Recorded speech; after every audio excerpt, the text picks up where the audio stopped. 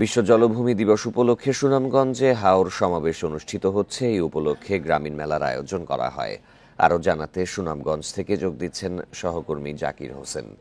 জাকির, এই হাওর সমাবেশে আজকে কি কি বলা হয়েছে এবং গ্রামীণ যে মেলার আয়োজন করা হয়েছে সেখানে মূলত কি কি আয়োজন থাকে?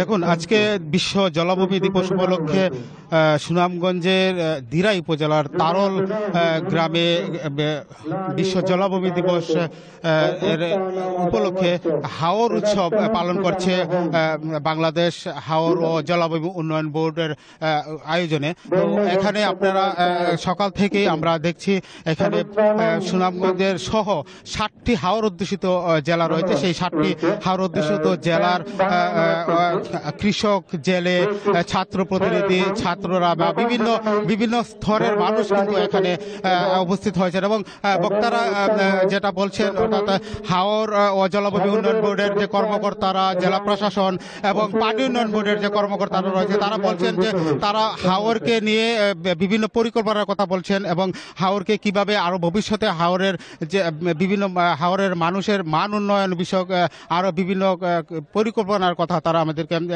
বলছেন বক্তব্যে।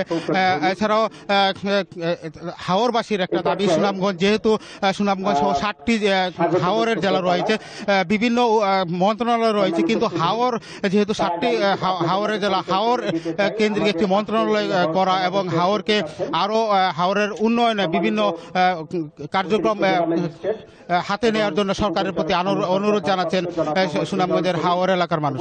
এই ছিল আমার কাছে সুনামগঞ্জের হাওর এলাকা থেকে হাওর উৎসবের সর্বশেষ খবর। সুনামগঞ্জে বিশ্ব জলভূমি দিবস উপলক্ষে আয়োজনের খবর জানাচ্ছিলেন সহকর্মী।